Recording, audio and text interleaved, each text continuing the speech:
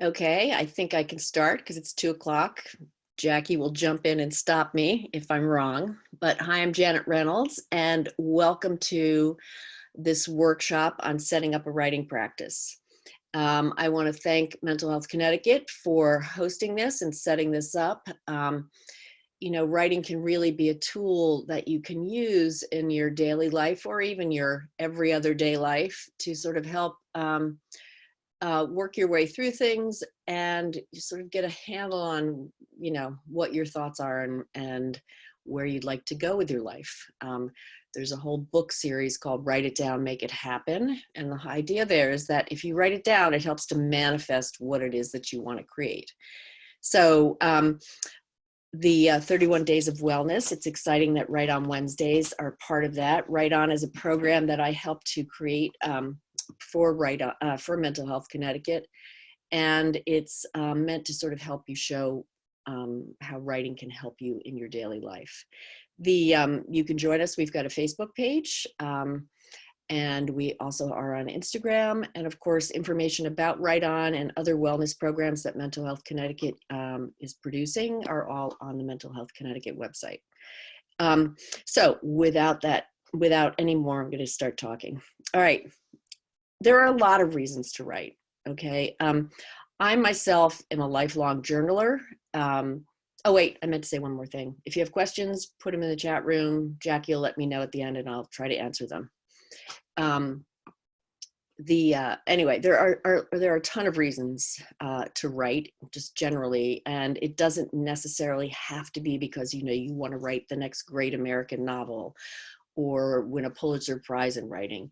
Writing can be something that can be a hobby. It can be something that's a way to communicate with others. It can be a way to communicate with yourself. And that's one of the ways that I've used it throughout my life. Just to tell you a little bit about myself, I'm a writer and editor. I spent decades as a reporter and a journalist, working in the alternative news business and also in the magazine business. I currently do that now as a part of my work in addition to teaching Write On. And I also have been a lifelong journaler. My first journal or diary was when I was in second grade. And, I had Pony on the cover. It had a little lock. And I still have it. And, sometimes when I need a good giggle, I'll go back and read sort of the very, very important information that I was writing down in my second grade life, about riding bikes with Michelle and, who snubbed me at recess and, those kinds of very important things. But it's fun because it gives me a look back at sort of what was important to me at the time and what was my daily life like. And the other thing it does is it helps to remind me because our memories change and we get a lot of information in our brains. And sometimes it's a good way to sort of keep track of that stuff without having to have it encapsulated right inside your head. So it also has been it's been something that has stood with me through my life. Has been a way of trying to figure things out. I write, it's a way to alleviate pain, frustration, anger, share joy, commemorate a happy event. So it can be a way of sort of getting down on paper something that has meaning and significance. And it can be a way of sort of trying to understand that and better come to terms with whatever that thing is. All right. One of my favorite quotes from a writer is by Flannery O'Connor, who's a Southern writer, very good author if you haven't read her. And she wrote, "I write because I don't know what I think until I read what I say." And that is absolutely something true for me. And if you sort of look at studies that have taken place, it happens there as well. People can show how it helps you figure out what's going on. And I will often start writing and I don't even know where it's going. And I will have a sentence that comes from the writing and suddenly I'm like, oh, that's interesting. Or I hadn't thought of it that way. Or no wonder I'm bothered by such and such, etc. So I think it can be a very useful thing to do in those kinds of ways. You can also write your way through to a problem, and you can also write your way to different solutions. and figure out what a better solution can be. I certainly have done writing around things where something's happened and I haven't been totally happy about how it went. But I've written about it, and by writing, I've been able to sort of say, you know, what I thought was an absolutely hopeless situation where I didn't know a way to fix it, there actually was a solution. And I could then go out and enact that solution and feel better about whatever the thing was that had happened. We've all been in situations where, you know, something happens, you leave and you're like, oh, dang, if only I had said blah, blah, blah. Well, in your writing, you can say blah, blah, blah, and you can let go of it that way, right? Or you can decide, hey, you know what, this is important enough to me that maybe I want to take this blah, blah, blah, and actually say something or correct the situation or whatever. So it can be a way to sort of process that kind of thing too. So today we're going to be talking about how to set up a practice. Oh, I did want to say one more thing about the benefits of sort of regular writing. One of the things about having had journals, you know, over years, or in my case, decades, I can go back and look at them and realize, oh, you know what? I actually have made some progress. You know, sometimes if I'm feeling like maybe I haven't evolved much further along the line in a particular area, if I go back and sort of look at a journal from a particular time, or a particular set of situations, I can look at it and I realize, oh no, I actually have moved forward, or I have moved past that, or wow, that was a challenging time, that was a dark time. I'm not in that kind of dark time right now, or that kind of challenging time right now. Even though where I am right now is challenging, I'm more than what that is, as an example. You know, had what I will call a starter marriage. And so I got divorced when I got married when I was 21. I got divorced when I was 24. And I've now been happily married to my husband for 38 years. But, you know, during that time when I was getting divorced, and those were all challenges, those I look back and realize, what have I learned? What have I evolved? How have I changed? And it's uplifting. It can be potentially, or you can see a solution from past writing and say, hey, maybe I should try that again. So it can help you with your perspective and looking back at things. The same thing has been true for me with, I wrote and have written and continue to write a lot around my family's journey with mental health issues. We have a son who has schizophrenia, and writing through and during and after and continuing to write around that has enabled me to realize and see sort of the progress that we all have made, and the things that we all have learned from what many from an outside perspective would simply describe as tragic. And it's actually not. I'm not suggesting that there aren't challenging and difficult parts around it, but basically we are all better people as a result of this. And part of that has come through working through that and being able to look back and see the progress that we've made or the things that have changed, all of which has come through sort of writing in and around it, or how to take next steps.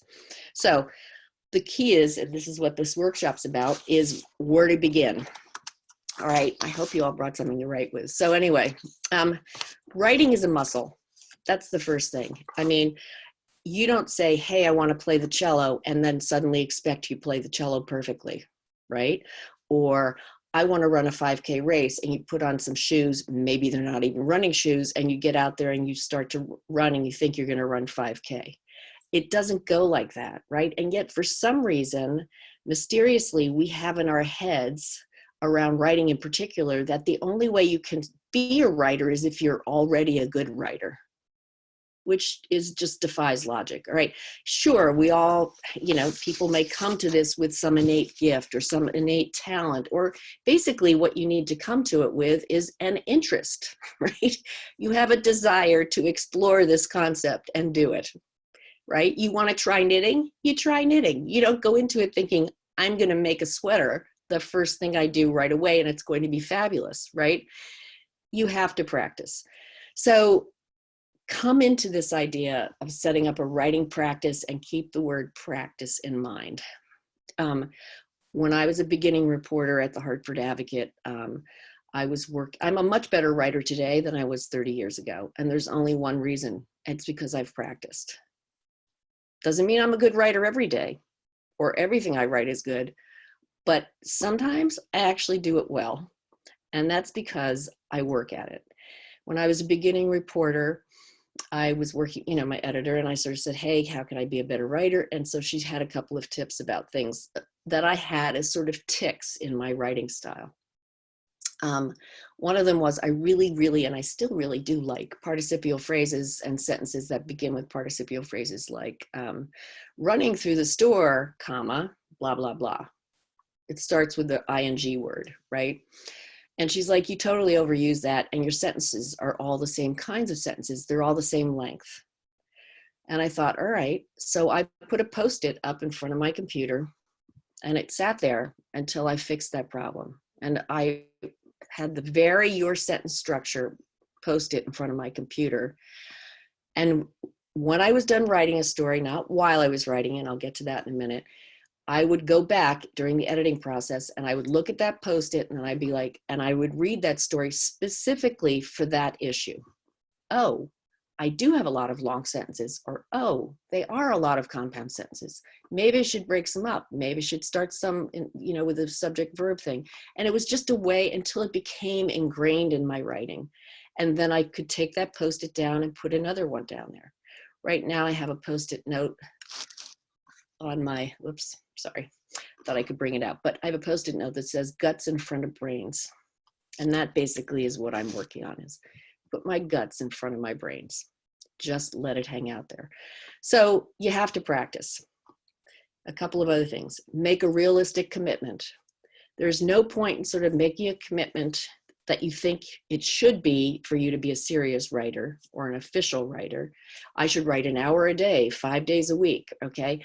It's good, in real life, maybe that might happen for a week, but probably by week 2, it's not going to happen because life gets in the way. So it's much better to make a realistic commitment that you then, get an A+ in and blow out of the water. For example, I'm going to write 3 days a week for 5 minutes. That first day that you happen to write for 10 minutes, you have just gotten an A+ in your commitment, right?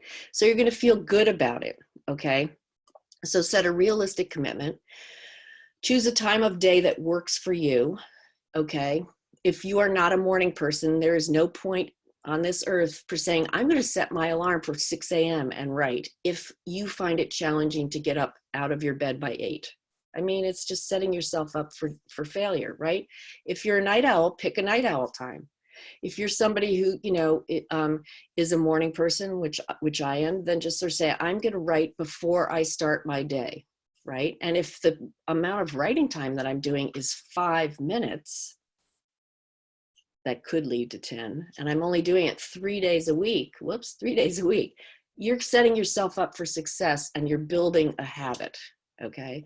So pick a time. Maybe it's like I like to write, at lunchtime. I want to take a break and write for 5 minutes or 10 minutes, whatever it is, okay? And then the other thing is to forgive yourself if you mess up, as in you miss a day. We've all been on the diets, right? And in the diet, you eat the cookie at noon and then you're like, oh my God, I can just now have the Doritos and then this and then that and then this, right? And I might as well give up, right? Forgive yourself. Okay, so you were supposed to write Monday, Wednesday, Friday for 5 minutes at 9 a.m. and it turns out you missed Wednesday because I don't know, whatever. Okay, well, maybe you write Thursday, or maybe you write Saturday, or maybe that week you only write 2 days. The point is, forgive yourself and move on. Don't make it a reason why you can't continue or you have failed. Just make it a thing of like, well, that happened. How interesting. Okay. So make those commitments. All right. Now, so you've got the commitment as for phase 1 of, and forgiving yourself, right? And picking a realistic time of day. The next thing is, of course, the empty page, right? And there's nothing scarier than an empty page, right? So I'm going to suggest that you always use a timer, because what you do, and your handy dandy phone, right?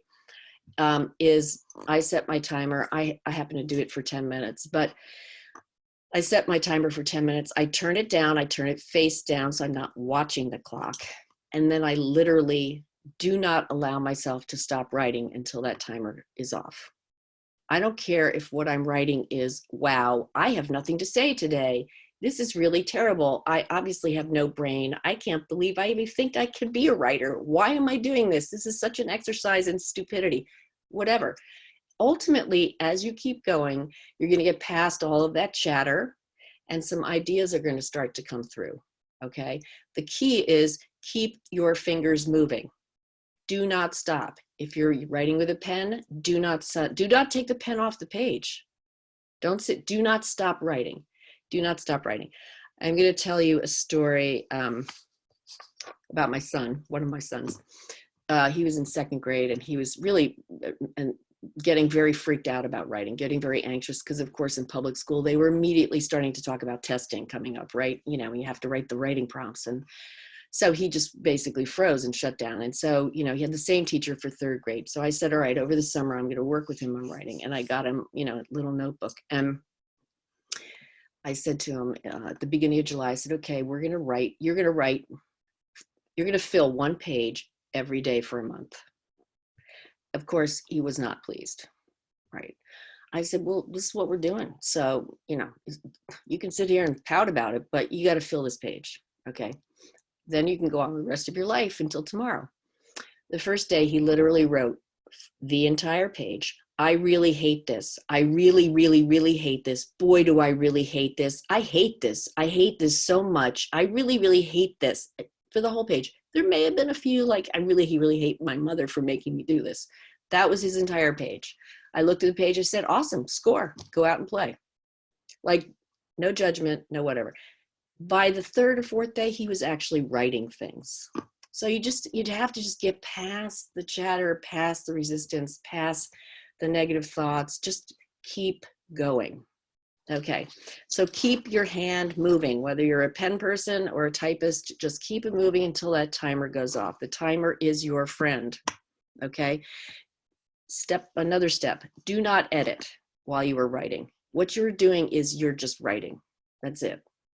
Again, don't edit it, don't judge it, don't worry about punctuation or grammar or spelling. This is entirely about getting the thoughts going, getting the motion going, setting the momentum for the writing.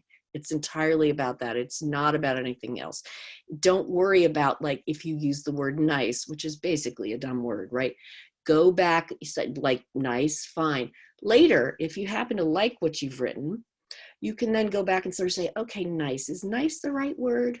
Would it be better if I chose something that was more expressive of the exact thing I'm trying to say? You know, is tasty the right word?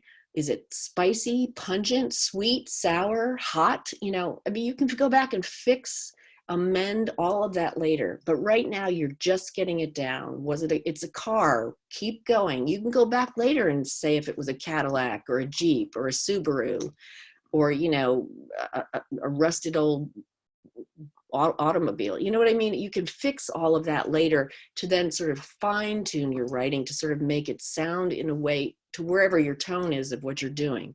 Right now, you are just getting it down, okay? The other thing I would encourage you to do is lose control. Do not edit, do not self-edit and say, oh God, I can't say that. Like, that's just a really terrible thought. Like, hate my grandmother? Oh, I can't go down that road, or whatever the feeling is. Don't do that. Don't self-judge. Don't hold it in. Let it all out. Write the most terrifying, scary, inappropriate, emotional thing that comes up as part of this process, because it's cathartic. It can potentially help you in your direction of where you want to go with whatever it is you're writing. It can provide insights when you realize, whoa, I didn't realize I felt that way or that strongly about whatever. And you can just take it, the final step of today's writing practice can be that you take a match and burn it. if that's what, if it was so much that you really, really, really don't want anybody to see it, you can let that go. Okay. So just keep it going like that. Okay. Oh my God, 10 minutes. All right. So lose control. I got to abbreviate this. Don't think, don't judge, commit. That's the thing you've got to do, is commit. That is the final thing. It's a commitment to yourself. Okay. So then the final thing is, it's a blank page. What if I don't know what to write? You know, if you aren't coming into your writing practice with like, I have a very specific thing that I want to write about. I want to write about my relationship with my mother. I want to write about like my job. I want to write about whatever. If you don't have that, that's fine. There are lots of writing prompts and things that you can use for tricks to continue, to get some ideas, to sort of get it flowing. Our Facebook page, I put up writing prompts all the time. You can Google writing prompts and you'll come up with a million of them from people too. So again, I'm just writing about this for 10 minutes or 5 minutes. It's just part of the process to doing it. So I'm going to give you a couple of tips and then I'll leave a few minutes for questions. You can always do would you rathers, okay? And here's where you take things that are sort of opposites and then you write about it. The key is you have to pick one. So for example, would you rather be too picky or not picky enough? You know, would you rather be tone deaf or colorblind? You just got to pick one and write about it for whatever your time is. Would you rather never have dessert or eat meat? So you can pick these would you rather ideas, okay? Take opposite ideas and see where you land. The caveat is you have to pick one, all right? You can also take a feeling, start with a feeling and go from there. I feel happy, blah, blah, blah, blah, blah. I feel sad. I feel frustrated. I feel stymied. I feel joyful. I feel loving. It's absolutely fine to repeat these too, because, you know, I feel joy on Monday may feel differently. I feel joy 2 weeks later, right? Because life goes on. You can also take some things, these are some phrases where you can take them and do it on either side. Like, I remember, keep going. I can't remember a time when, keep going. So the opposites. I can, fill it in. I can't, fill it in. I will, fill it in. I won't, fill it in. And I'll put a few of these on our Write on Facebook page so you can sort of see them there too. Write a letter to somebody. Now, it could be somebody you really want to write a letter to, and then, you know, maybe you mail it because you just want to share how much you, whatever comes in the letter. You can also write a letter to somebody who like you're really angry about, or somebody who really did you wrong, or somebody who, you know, who hurt you. You don't have to send it. The writing is the catharsis, and it's also a way to get you writing. And often what will come from something like that is you read this thing and you realize, wow, that's got an avenue over here that I'd like to explore a little bit further. Voila. There's your writing assignment for the next time you write. Okay. You can also pick an event. It can be happy, sad, momentous, eventful, something you wish you hadn't done. We all have those, right? And then tell it to 3 people. First, set your timer and tell it to your best friend. Second, set your timer and tell it to one of your parents. And third, set your timer and tell it to a person of authority, right? Somebody who maybe your boss or somebody who's more outside your life. And then look back and see how you've written them differently. Did you say all the same details? Did you use the same kind of language? Did you tell the truth in all of them equally? And then, I mean, that's just an interesting exercise for you to then think about sort of where you might be going with other kinds of things that you're writing. It's an exercise in sort of point of view and things from there. Okay, I think, Jackie, do we have questions? Yes, Janet, we have 2 questions in the Q&A box. Okay. They're both from Sean. Would you like me to read them for you? Oh, no, I see where they are. I see where they are. Okay, because all right, let me do the questions, and then if I have time, I'm going to do an exercise with you. Hang on. What is the best time of day to write, and what is the least time of day to make mistakes? Well, I think it has to, I would say step back and figure out if you're a morning or a night person, right? I'm a morning person, so for me, the best time of day to write is in the morning. It's a time also when I'm going to make fewer mistakes. If you want to count mistakes in writing, I would encourage you not to think about mistakes right now in writing and just think about like writing. But if you're somebody who likes to go to bed at 2 or 3 in the morning and you start to rev up around 9 o'clock at night, then, you know, then I would maybe evening's the best time for you to do it. I think that the thing is to sort of look at how your schedule is in your life and pick a time where you're going to have the highest success option of being able to continue to do it. So that would be my thought there. And what happens if someone yells at you while writing? Would it interfere as soon as you get back? Ideally, when you're writing, try to find a place where you're alone or you're, you know, it's private. I mean, I have my door shut right now, and I've told my husband not to let the dog in. So I also think it's entirely appropriate if somebody interrupts you to sort of say, hey, I'm in the middle of my writing. When my timer comes off, I'll get back to you. So it's your time, it's your space, and I think that's important too. Let's see. Should we get feedback on our writing to make it better? Absolutely. Although I would say, yes, if you are comfortable with getting feedback, I think it's important to find a good group of people or a teacher to give you the kind of feedback that you want. I mean, in Write On, when I teach the class, I always work and talk to people about what kind of feedback do you want. And we also spend some time in the class talking about the best way to setting up a set of rules for constructive criticism. So before you ask for feedback for somebody, I would suggest that you set up some parameters. Here's what I'm interested in knowing about this piece. Here, you know, and then you maybe have a few questions and they can respond directly to those questions. Like, did I lose you when I went in this direction? Or were you confused at all by the storyline or whatever? So I think if you can be specific in what you want with the right person, absolutely, it's always good to get feedback. How to shape journals entries into more. My suggestion about, and I get this a lot, and I've gone through this myself a lot, is write for a while and certain patterns will start to evolve. Okay. I think, you know, you go into, I'll give it one example. I took an online writing class and I went into the class assuming I was going to write a memoir on reading. I'm a big reader. Reading and books and stories around that have shaped a lot of my life. And I was like, this is what I'm going to do. I've got all these great ideas about writing a memoir around reading and books. And about a month into the class, I realized that I was going to write a book about schizophrenia, because what was happening in my writing was I was writing a lot about schizophrenia and my family. And I realized, oh, I guess I'm not writing that book about reading right now. I guess I'm writing here. And I guess my point is to see, but I began to see that sort of in the patterns of what was coming out in my daily timed writing.